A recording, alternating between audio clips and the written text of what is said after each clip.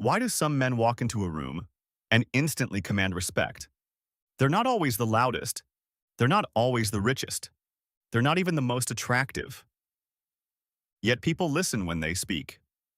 People move when they act. People think twice before crossing them. Respect isn't random. It isn't luck. And it definitely isn't genetics. There are patterns. There are signals.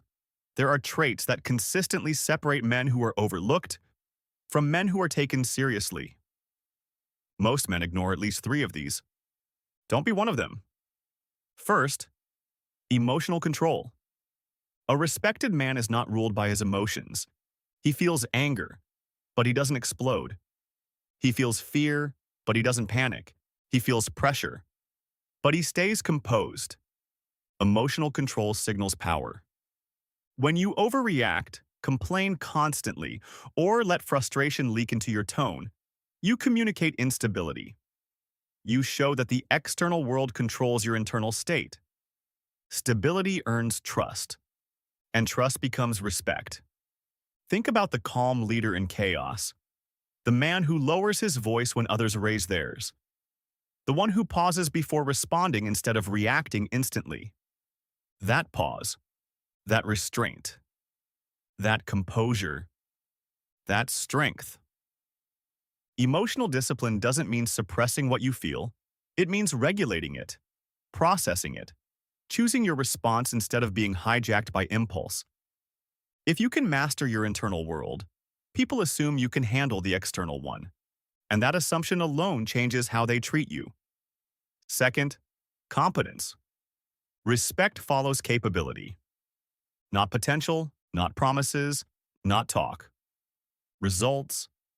A man who consistently delivers becomes reliable, and reliability builds credibility. When people know you execute, they stop questioning your words. You don't need to be exceptional at everything, but you must be excellent at something.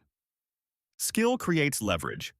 When you know what you're doing, your posture changes, your tone changes, your decision-making sharpens. You don't hesitate as much because you've built proof. Competence is quiet. It doesn't beg for recognition. It simply performs. And over time, performance builds a reputation. If you want respect, build mastery somewhere. Your body, your craft, your finances, your leadership. Average effort produces average treatment. High standards produce respect. Third, boundaries. This is where most men fail. They over-explain. They over-apologize. They tolerate subtle disrespect. They say yes when they mean no. And then they wonder why no one takes them seriously. A respected man has clear boundaries. He does not tolerate chronic disrespect. He does not chase validation. He does not overextend himself just to be liked. Boundaries communicate self-worth. When you protect your time, your energy, and your standards, people adjust their behavior around you. You teach people how to treat you, whether you realize it or not. If you laugh at jokes made at your expense, you'll receive more. If you accept last-minute cancellations repeatedly, you signal your time isn't valuable. If you allow interruptions constantly, you show your voice can be overridden. Boundaries aren't aggression. They're clarity. A simple no. A calm, that doesn't work for me. A steady silence when someone tries to provoke you. Respect rises when desperation disappears. When you no longer need approval, your presence changes. Fourth, physical presence. You don't need to be massive. You don't need model-level looks. But you cannot ignore how you carry yourself. Your body speaks before you do. Posture, eye contact, facial tension, voice pace, grooming, shoulders back, chin level, eye contact steady, movements controlled. These signals trigger subconscious judgments about confidence and authority. A man who takes care of his body signals discipline. A man who stands tall signals self-assurance. A man who speaks clearly signals certainty. Weak posture and hesitant speech can undermine even intelligent ideas. You can have strong thoughts, But if your delivery collapses, so does your impact. Slow down your movements, lower your tone slightly, hold eye contact half a second longer. Presence is power, and power, when controlled, becomes respect. Fifth, accountability. Blame is easy. Blaming your boss, blaming your upbringing, blaming society, blaming luck. It feels good in the moment. It protects the ego. But respected men don't default to blame. They ask, what could I have done better? They ask, where did I fall short? They ask, what can I control? Accountability is rare, and rarity commands respect. When a man owns his mistakes, people trust him more, not less. Ownership signals maturity. It signals that growth matters more than ego. Excuses erode credibility. Ownership builds it. Even when circumstances are unfair, a respected man focuses on his response. He adjusts, he adapts, he recalibrates. The man who says, that's on me, grows faster than the man who says, it wasn't my fault. And growth compounds. Sixth, purpose. Drifting men are rarely respected. Direction matters. A respected man knows what he's building. He has targets, standards, a trajectory. It doesn't have to be glamorous, but it must be intentional. Purpose creates focus, and focus eliminates neediness. When a man is committed to his mission, he doesn't obsess over approval. He doesn't cling to attention.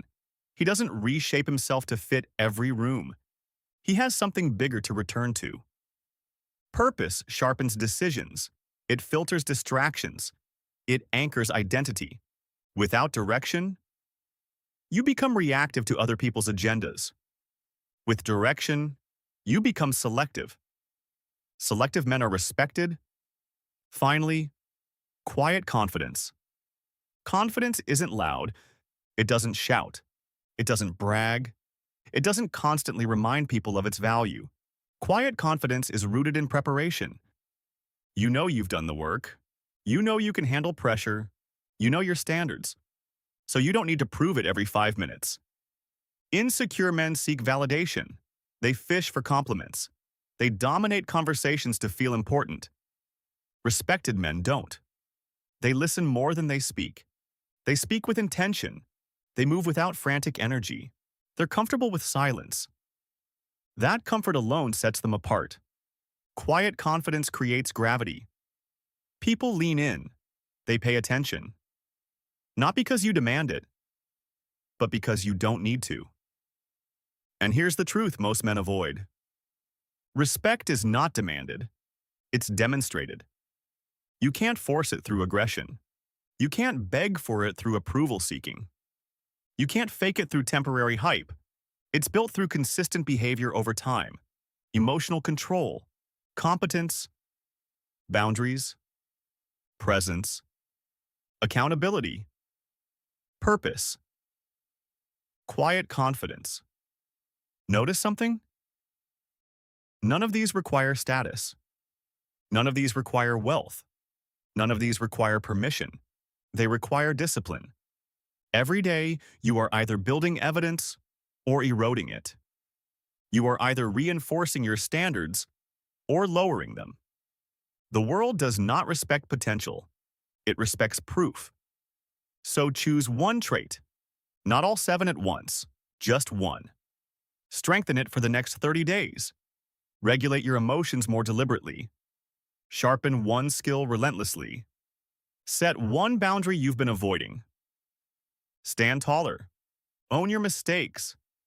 Clarify your direction. Move with quieter certainty. Small shifts compound. And over time, people respond differently. Not because you demanded respect, but because your behavior made disrespect uncomfortable. That's the difference. Respect isn't random. It's earned. This is Brotherhood HQ, where men build standards, not excuses. And if you're here, you're not average.